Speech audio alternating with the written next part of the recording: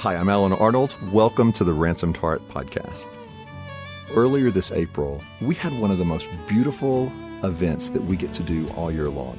I'm talking about a captivating event held in the mountains of Colorado for over 400 women. Stasi Eldredge led the event, and the very first session was on the core desires of a woman's heart. Now, I know this sounds like it's a message for women, right? And it is, but it's also for every man listening, because this is your chance to understand better the women in your lives, your wife, your daughters, the women you work with. It's a wonderful introduction to the interior life of a woman's heart. And for the women listeners, so many of you have yet to be able to attend a captivating event. This is a great taste of what the sessions are like. And it's a great refresher if you have been, but it's been several years. So I invite everybody to listen now to Stasi Eldredge as she teaches live on the core desires of a woman's heart. I'm going to start with one of my favorite stories, Mark 5. Jesus was ministering, you remember the story, and he came over from the other side of the lake, and Jairus, the head of the synagogue, went down to meet him. The story actually says that Jairus came to him and he fell on his knees in front of Jesus, and he pleaded him, "Would you please come to my home and lay hands on my daughter because she's dying?" And Jesus, full of compassion and being Jesus, said, "Yes, I will come." And so he walks with Jairus to his home. But you remember that he doesn't walk alone, right? A crowd goes with him. Of course a crowd goes with him. It's Jesus. What's he going to do next? His disciples are there. People are there. A throng, it says. And he's being pushed against. He's being jostled. He's being shoved. When suddenly he stops and he asks what seems like a ridiculous question by his disciples. He says, "Who touched me?" I mean, a lot of people have just touched him. But who just touched me? With a very particular desire and intention. And a woman came forward. She too fell at his feet. And the scriptures say that she told him her whole story. She told him the whole truth. She didn't hide anything back.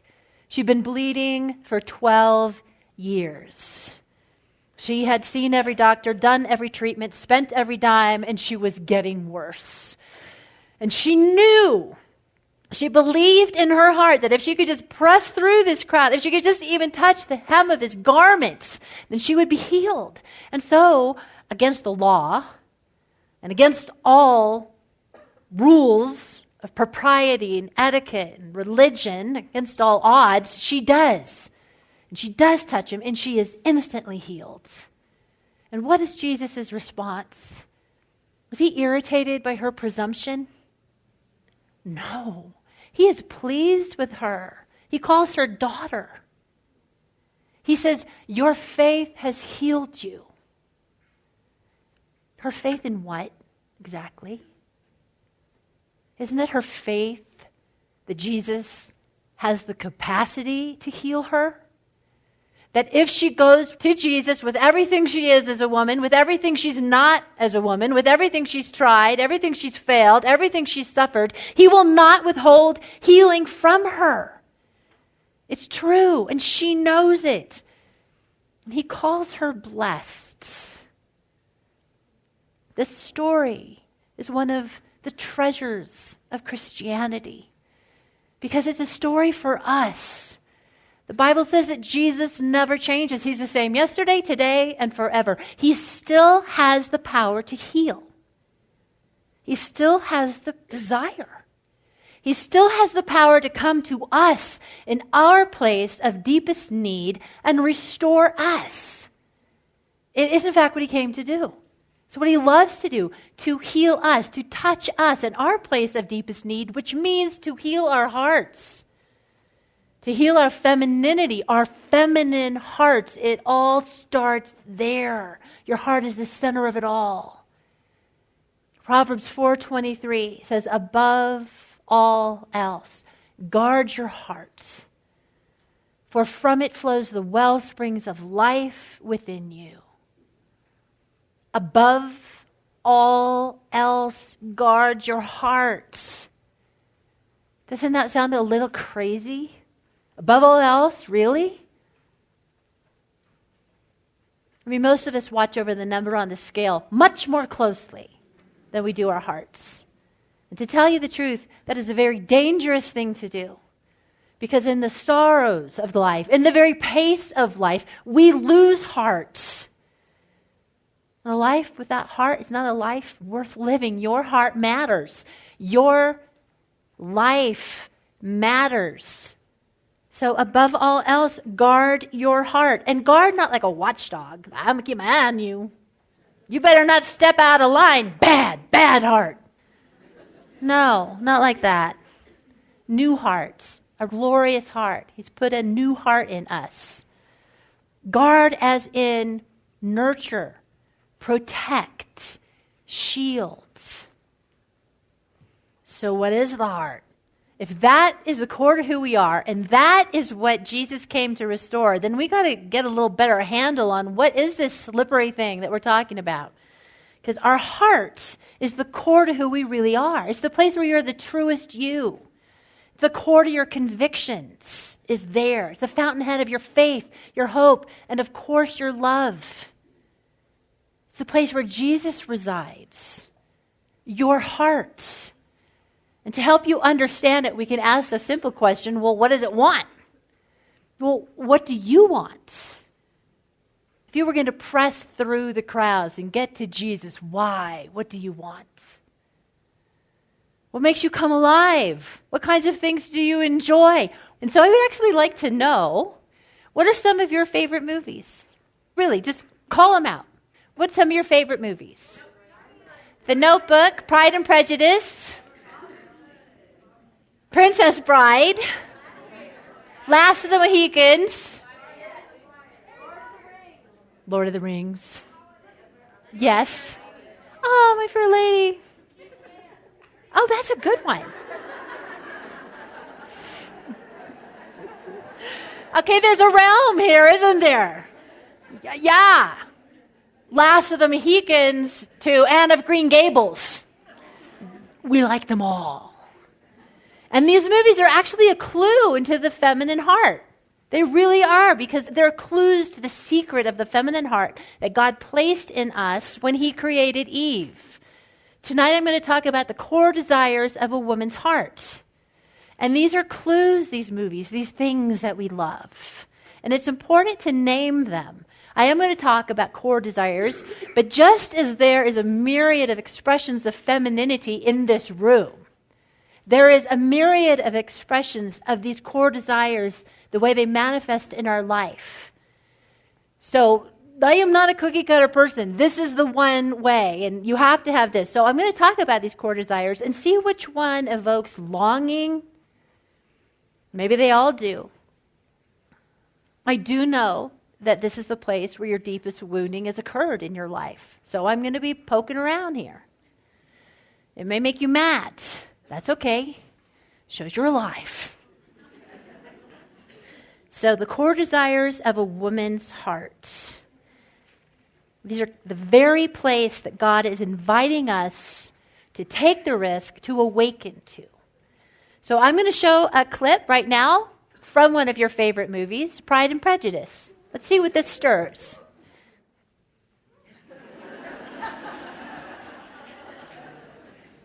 He can't even get it out. I love you. All men get long coats and pirate shirts from now on. And please take your time walking across the fields. Glorious masculinity. Something awakened there? Any longing there? I'll name that the desire to be romanced. And I'm not talking white linen, tablecloths, and candlelight here. That's nice. But this is a desire that goes much deeper than that. This is a desire that's core to your heart, a desire to be pursued and fought for, a desire to be wooed and won. And let me just say something about our core desires. This is the very place we bear the image of God. The very place. We are made in the image of God. Have you ever wondered really where? Because it's not in our bodies. The Trinity does not have a body. We are made in the image of the Trinity in our hearts. And the way those are expressed are in our desires. God shares these desires with us. So think of the movies that you love, the stories that you love, books that you love, the romance novels, the romance movies, the romantic comedies, all of it. Those authors have tapped into something very core to our feminine hearts, and it's this deep longing to be romanced. And the desire to be romanced is set so deep into our hearts that it can feel very vulnerable to admit it. Like we downplay it. We'll even mock it. But we don't have to. We don't have to. This is a glorious thing about being a woman. God desires to be romanced. He is, in fact, the ageless romancer. Romance, that's his idea. Moonlight on water, falling stars, poetry, the fragrance of wildflowers, chocolate. It's all his idea. In fact, he has been wooing your heart since your first memory and even before then. Those things that you love, those things that took your breath away, those moments that you would like to relive forever, those places where you have a fragrance and it takes you back to a time you remember with, we minimize it and call it nostalgia, but it's something much more deep and holy than that. Every moment you love, those have been love notes sent specifically to you by the ageless romancer to woo and win your heart to his. He loves romance. And he waits to be wanted. He does. He says, you will find me when you seek me with all of your heart. He wants to be pursued. So do we. So do we. We're going to be hearing from a number of women, and two tonight, women who will also be teaching and sharing thoughts with you. Two women that I've actually known for decades, whose heart and love for God are stunning. And it's been my privilege to walk alongside of them. The first is Sherry Snyder. Would you come up and just tell us a story about romance? Thank you. I'm so happy to be with you guys tonight and to particularly talk about this. What do we do with this desire to be romanced? I confess that for many days, this desire lives far underground for me. Until in the midst of my dailies, God comes and takes my breath away again with his intentional and unwavering movement toward me in the language of my heart and my story, in order to communicate to me again his intimate knowing of places in me that I have even forgotten, and to awaken them again. He caught my heart recently, about 3 weeks ago, in a way that I was so unsuspecting. It was a Monday morning. I had just dropped my kids off from school. I was coming home, and it was somewhere between walking in the front door and heading toward my kitchen counter, which had just all the debris of the morning, that I kind of habitually just looked at my email on my phone, and there was an email there from my dad, and it contained 2 photos. And friends, I tell you, I had no expectation that God was going to lance a massive place of forgotten desire and romance in me. So I just kind of casually click on the photos, en route to the, mess on the counter, and sure enough, my heart was really stopped. So on my dad's side of the family, I come from a long line of family farmers. My grandfather's grandfather immigrated in the 1870s and purchased land in southern Illinois, and that land has been farmed in my family for about 125 years. And a succession of farmers, father to son, until now. My uncle, after 42 years, is retiring, and that photo was from the auction of his farm equipment. And, oh, my friends, I was completely unprepared for how deeply my heart responded to seeing those photos. See, as a little girl, My aunt and uncle's farm was one of the foremost geographies where God romanced my heart. My family lived in a small city about 3.5 hours away. And as you'll come to know more of my story throughout the weekend, it wasn't a great place in many ways for me. But my aunt and uncle's farm was special. And as I reflect on it now, they actually loved God. And I grew up in a family where just the mere existence of God is not accepted. And so my aunt and uncle love God, and maybe it doesn't surprise you to live that close to the land. You really come to love God. God romanced my heart at that farm tremendously through the tire swing under the oak trees, through the sense that there was an adult man and woman around me who were proficient and skilled in caring for land and animals. He romanced me through, in the evenings, there was a gentle mist that would suspend over the rolling fields of corn, and it would turn almost purple when the sun would set. It was so beautiful. And as I looked at that photo, I knew something very precious is coming to an end. And gentle tears began to roll down my face, and I felt that inconsolable ache of something beautiful now lost. And then God came. First, it was the gentle invitation to pour my heart out to him. And mind you, I hadn't really thought about those memories of my uncle's farm or about how much girding their lives and the connectivity I felt with my ancestors. I didn't know. I'd forgotten, but God knew. And he was so intentional to bring those photos to me. And my response surprised me. Then I began to pour out my heart to him about how sad I am to live so far away from the original geography of my heart, and how precarious it is to be human in the face of the forces of time and culture, the current of which we cannot stop. And above all, the sorrow that in moving half a continent away in my early 20s, I somehow took the thread of my life off the loom of my family's story in some irrevocable way, and that I just feel so far and untethered. And then in the silence after, I sensed a response from the living God. And friends, you know how this goes. When it comes, it's deeper than words, and maybe it's only afterward that we can actually put language to it. But it was something like this. Darling, do you know that your heart matters to me? Your heart matters to me. That is why I brought you these photos today. I have not forgotten your love for that place or those people. Every theme of your life that is precious to you has its origin in me. Do you know that in my kingdom, there is no loss that is permanent? Will you open your heart here to me?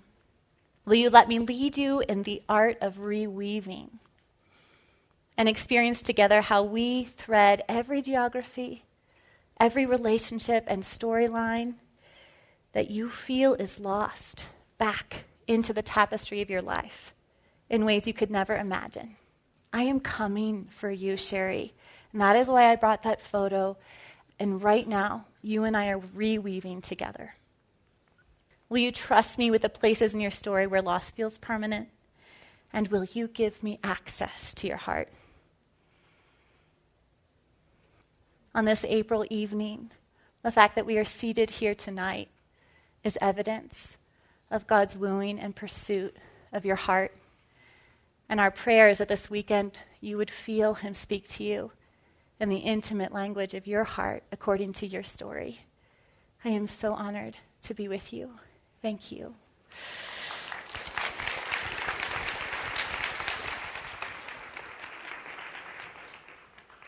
Thank you, Sherry. When we are young, we desire to be precious to someone, especially our dad. And as we grow up, the longing matures into a longing to be desired, wanted, pursued as a woman. Now, whether or not we've been pursued by a man or not does not do anything to merit the value of our life. But I do want to ask you, can you admit that you long for this? That you want this? That you were made for this? At some deep place in her heart, perhaps hidden, perhaps buried, every woman longs to be romanced. Another thing that we desire is to be irreplaceable. To play an irreplaceable role in a heroic adventure. When I was young, I liked watching World War II movies. It was those big TV sets, only in black and white, but I loved them. I wanted to grow up and put my hair in braids and tuck them underneath my helmet and sneak in. And it wasn't so much that I wanted to be a part of a war, but I wanted to be a part of something heroic and valiant. Didn't you? Oh, there is something fierce in the heart of a woman. Something fierce and heroic. And if you doubt it, then insult her best friend. And if you really want to take your life in your hands, insult her child. But be ready to run. See, there is a strength placed in you, given to you by God on behalf of others. And there's something in the heart of a woman that wilts like flowers without water when we think that we are easily replaced, unimportant, unnecessary.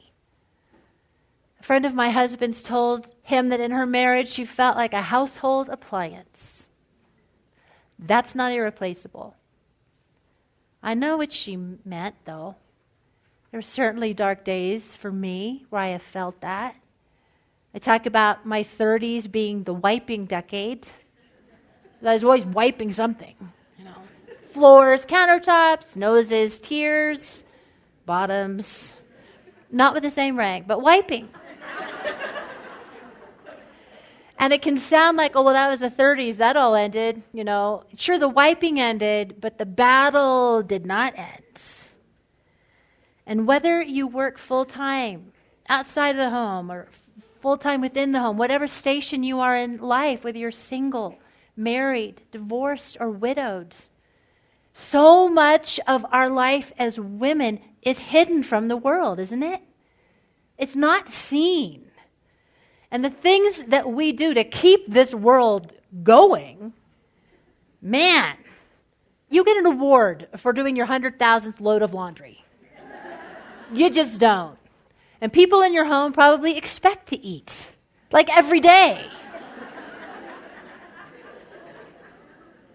But a woman doesn't come alive being merely useful. No. She wants to be essential.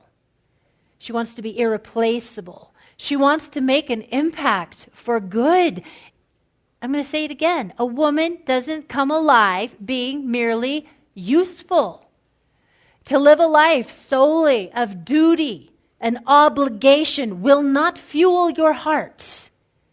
It will not see you through. A woman wants to be essential, to play an irreplaceable role, because it is for such that we have been made. And remember, this is a desire, a core desire. So this is where we bear the very image of the living God. Does he want to be useful to you? I'll just be over here.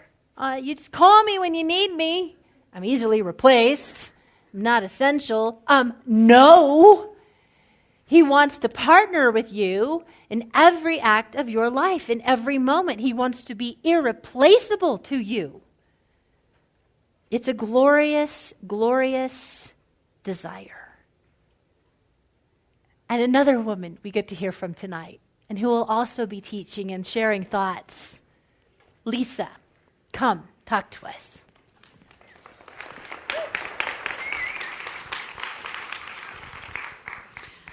My role is shorter. Not long ago, in a galaxy not so far away, I found myself bald and beaten up, battered by life, by chemo, by surgery, and really disillusioned with my role. I'd had to step out of my role in the work that I had been doing because I was no longer strong enough to carry on that role. And in the midst of trying to recover from chemo and surgery, your head goes into deep, dark places that is described in Ezekiel, the dry bones phase, where you just don't know how you're going to climb out. And I didn't know how I was going to climb out. I didn't know if I was going to be able to regain a sense of self and purpose.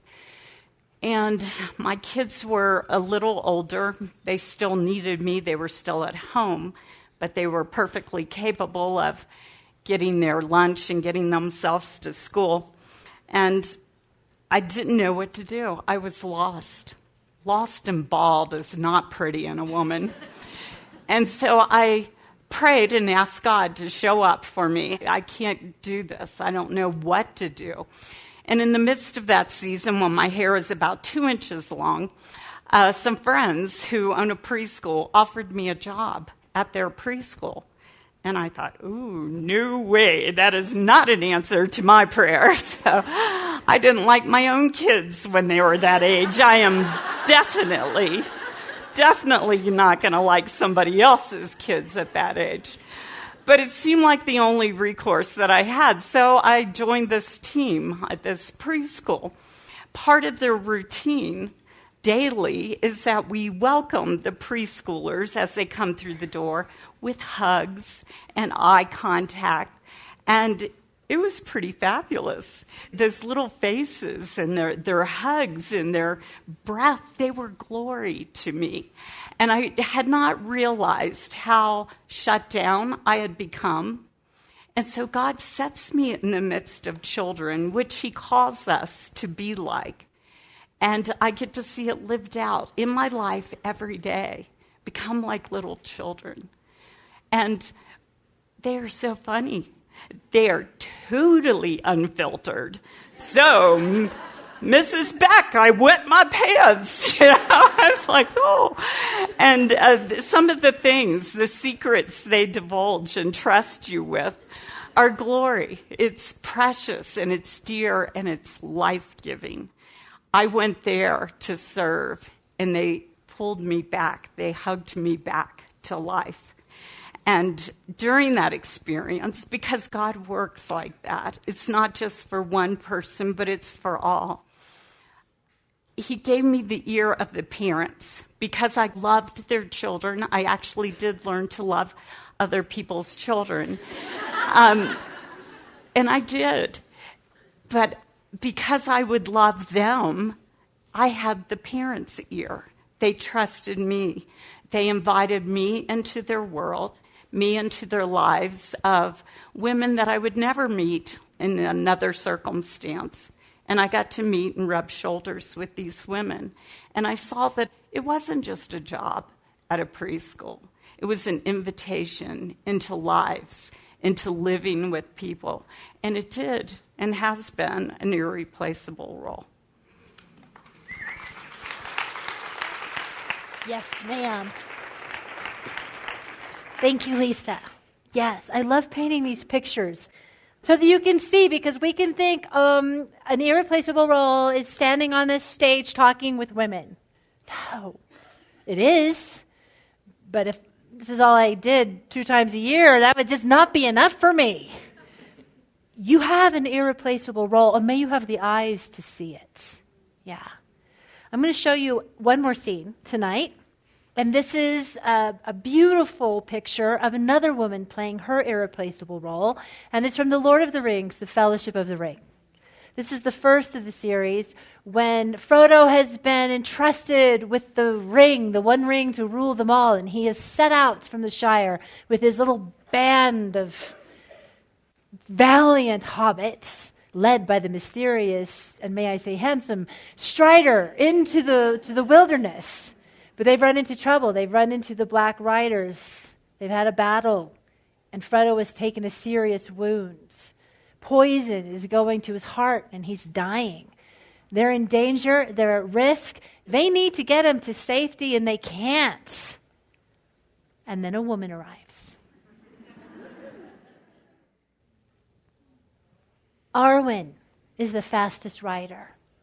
Arwen is the one that needs to come to the rescue.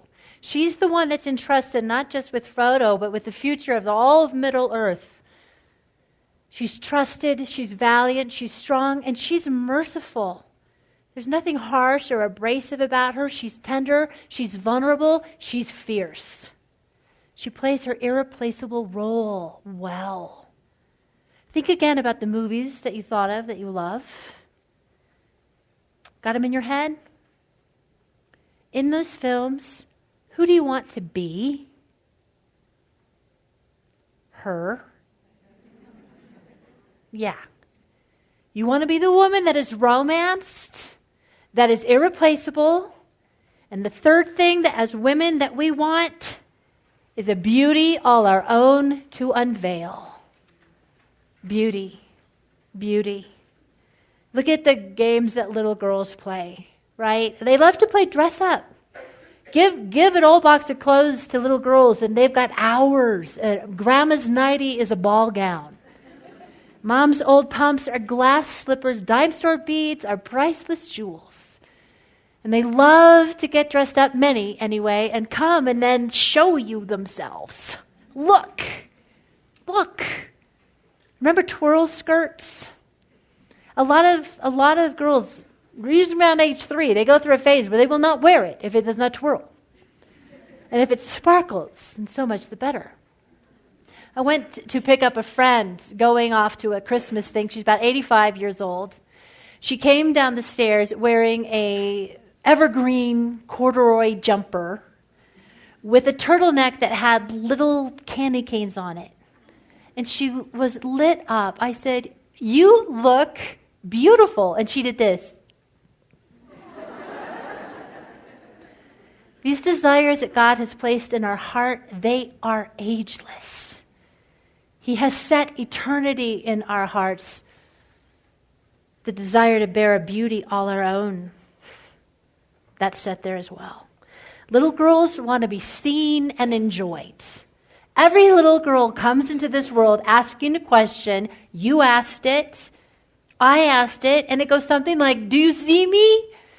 Do you delight in me? Am I captivating? And some girls ask it with their words. Some girls just ask it with their eyes. Some girls ask it in twirly skirts. And some girls ask it covered in mud. But every girl is asking, do you see me? Do you delight in me? And the primary person that she asks is her father.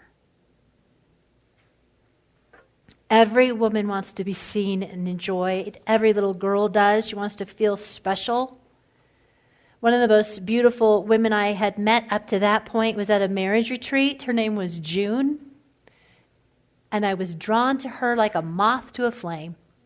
I was supposed to be with John, but I kept wanting to be with June because there was something so alluring about her. I loved the way she dressed with flowy skirts and just this bohemian style, these long dangly earrings, and her hair put up in a way that I never could do. And she was about 75 years old. And it was the first time it dawned on me that it takes that long to get that beautiful. And I actually mean that. But I'm not talking about some kind of skin regime or diet protocol. I'm talking about a heart that has been cultivated by faith over decades. Beauty wrought into the depth of her soul. A woman who didn't deaden her heart or lop off parts of her personality because that's what the world told her to do and that's what the pain of life tempted her to do, but who risked staying alive and even becoming more alive as she aged. I want that. It's a rare and beautiful thing. And I know that beauty is tricky to talk about. Honestly, I've just walked into a minefield. Just the word, I could step anywhere and it's going to blow up. I know. And here I go anyway. But because beauty, as defined by the world, it's just not enough. It's been extolled and worshipped and kept out of reach. The pictures that we are bombarded with of the world standard of beauty is actually completely physically out of reach by more than 99% of the population. Billions are being spent to sell us something that we can never buy. But we try. Oh, this will make you beautiful. Come get this. You won't attain it, but come get this. Chase this. And some of you have been so harmed. All of us have been so harmed by this. And that's why it's hard to talk about. Because there just comes a place where we just despise it and despise the desire. It has gotten us into trouble. Just the lack of it has been so painful. And for those that have been considered beautiful by others, it has gotten you into so much trouble and harm and envy, which is so wicked. This is where we bear the image of God. We can't kill it. This desire to have a beauty all our own is so much deeper than some external presentation or measurement. We are made in the image of God, who is nothing if not beautiful.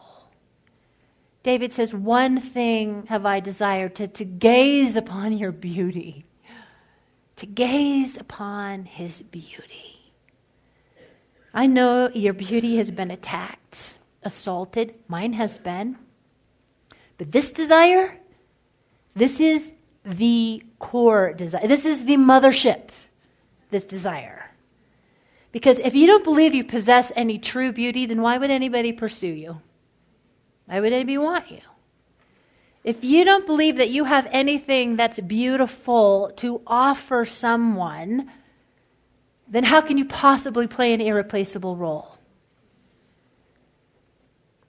Your beauty, dear ones, is under siege. It has been harassed and taunted and mocked because it matters. Because you matter. And because you are made in the image of the living God, you wear a beauty. You bear and own a beauty that is all your own, crafted into you at your creation. It is real, it is true, it is deep in your heart. And the enemy fears it. The enemy attacks it in order to keep your heart down and keep you pinned down, keep you from believing that you are who God says you are, keeps you from offering what you are meant to offer, because you are a powerful daughter of God. Powerful. Your beauty is powerful. As an image bearer of the living God, you bear a beauty that is deep and true and core to your soul. And yes, it manifests itself on the outside, but more deeply, it is an internal quality. It is an essence to your very soul. And yes, it's external. And the desire to be pretty on the outside or have a beauty on the outside, that's not bad. That's to care about that. It's great to obsess about it. Ugh. That's when we get in trouble. We're actually at our most beautiful when we're not obsessing over being beautiful. Because, gals, this is not about the perfect figure. This is not about the spotless complexion. This is about tenderness. This is about mercy and vulnerability and strength. The world wants to measure our beauty. How do you measure the embrace of a woman? How do you measure being in the presence of someone who welcomes you with tenderness or sees you with loving eyes? How do you measure the glory of a sunset? The beauty of a nursing mother? How do you measure the beauty of the living God? How do you measure you? Yes, we desire an external beauty that attracts, but more deeply, we desire an internal beauty that captivates. A beauty that nourishes. A beauty that brings life. These core desires are so intricately entwined, it's difficult to separate them. Because so much of our offering to the world in our irreplaceable role is really an extension of offering our unique beauty. And we do it in response to knowing that we are romanced, pursued, and wanted. You see, they all fit together. We have to awaken to all of them. Think about that scene. This is helpful. The scene that we just watched. I want to be heard. That last scene of Arwen. What is more beautiful? The dress that she arrives in, her glorious hair, or is it her willingness to risk her life on behalf of someone unable to fight for themselves? Clearly, it's the second. To pour out your life on behalf of another is the most beautiful thing any person has ever done. I love this poem. Not merely in the words you say, not only in your deeds confessed, but in the most unconscious way is Christ expressed. Is it a calm and peaceful smile, a holy light upon your brow? No more. I felt his presence when you laughed just now. For me, 'twas not the truth you taught, to you so clear, to me so dim, but when you came to me, you brought a sense of him. And from your eyes, he beckons me. And from your heart, his love is shed, till I lose sight of you and see the Christ instead. That's beautiful. We are women. We are made in the image of the living God. We desire to be romanced, to be irreplaceable, and to have a beauty all our own. This weekend is going to be a marvelous journey together with each other and together with God into our true hearts to recover them and to meet Jesus in them and to awaken to them. Let's go back to the core desires of a woman's heart. Tell me what they are. Romanced, irreplaceable. Well done. That's right. God gave you those desires when he created you. And I don't know where you're coming in from tonight, but I know that for all of us, they get assaulted, so those desires may be lost. They may be buried. I know they have been wounded. Those desires were vibrant when God created Eve. He placed those desires in her and she was fully alive and utterly captivating. But a lot has happened in the world since the creation of Eve and the woman in Mark 5. And a lot has happened in your life from desires you may have been aware of and had as a little girl and your life this morning. Sometimes the desires of a woman's heart and the reality of her life are an ocean apart. God knows. God knows. But they are still there. They are still there. And God is inviting all of us to take the deeper risk of awakening even more fully to them, where he is calling us to awaken. See, there are many places in us that just feel like dry bones, that feel dead, places here that do, and nothing is impossible for God. Where there is life, there is hope. Where it looks like there is no life, there is hope. Nothing is out of his reach. There is still hope. I speak to you tonight and I say, I don't know your particular story, but I know a God who does. And he says to you, beloved, there is hope. Take a risk. Take a risk. Another one. And come to me, because I never change. He says, I am the same yesterday, today, and forever. And I still have the desire to heal you, to restore you, to restore your feminine heart. He longs to restore us. He longs to come to the places that feel dead. He longs to come to the places in the chambers in our heart where we are wounded and bleeding. And I know that there are many in this room who have been bleeding much longer than 12 years.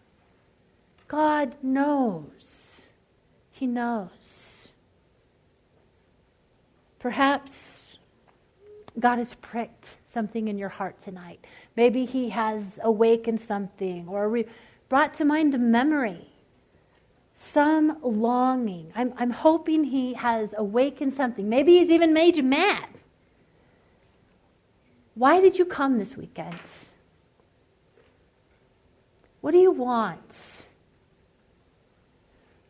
What does your heart want? How would you love the living God to meet you? We're going to ask him to do that. For as much as you have the capacity right now, I want to pray with you, and I want you to take the risk and come into agreement with me and give him permission, give him access. This is a safe place. We are not asking you to open up your hearts and waken to desires in any kind of act of violence, but with a kind and tender pursuit.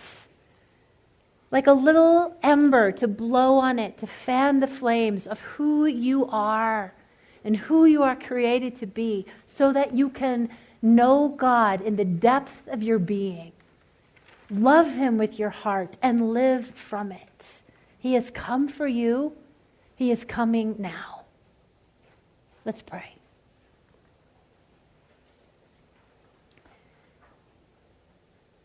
Dear faithful Jesus, would you find me again, please? Would you come for me, please? I trust you. I believe that you are good. But this feels pretty risky, Jesus. And you know we've been here before. But I choose by faith to give you access to my heart and to awaken in me the longings and the desires that you have placed there. I need you, God. And you know I'm thirsty. You know I ache. And I ask you to come for me. Would you heal me? Would you restore me? Would you revive me? Would you bring life to the places where I feel cut off? I ask you to come. I give you permission to come. I invite you now and throughout this entire retreat to do for me all that you want to do for me and all that I long for you to do for me. Come, Jesus. I come with faith. I look to you, and I know that your gaze on me is one of pleasure. Glad that I am pressing in, reaching out and asking you again. I need you, Jesus. Come for me tonight. Come for me. In Jesus' name. You've been listening to Stasi Eldredge from our recent Captivating event, talking about the core desires of a woman's heart. To go deeper in the Captivating message, we have the book Captivating. We also have Captivating Live, which is the entire event captured on either audio or video. And there's so many more resources about a woman's heart. You can find those all at ransomedheart.com. I'm Alan Arnold, and I hope you join us next week for the Ransomed Heart Podcast. Thanks for listening.